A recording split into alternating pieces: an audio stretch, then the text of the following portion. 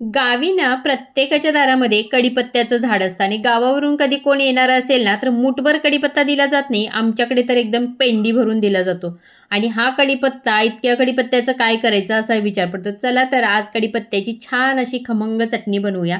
इथे मी सगळं साहित्य एक-एक करून भाजून घेतेय.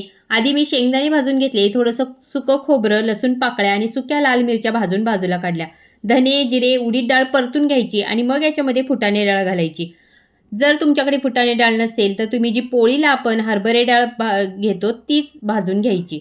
आता कढीपत्ता देखील आपल्याला परतून घ्यायचा. सगळं साहित्य गार करून घ्यायचं. याच्यामध्ये हळद, चवीपुरतं मीठ घालून मिक्सरच्या भांड्यामध्ये घ्यायचं आणि ना जास्त जाड, ना जास्त बारीक असं हे वाटून घ्यायचं आणि मस्त ही चटणी दह्यासोबत तुम्ही भाकरीसोबत खा, चपाती किंवा भातासोबत खा. जबरदस्त टेस्टी होते. तर तोंडी लावण्यासाठी म्हणून ही कढीपत्त्याची चटणी नक्की ट्राय करा आणि लाईक, शेअर, सबस्क्राईब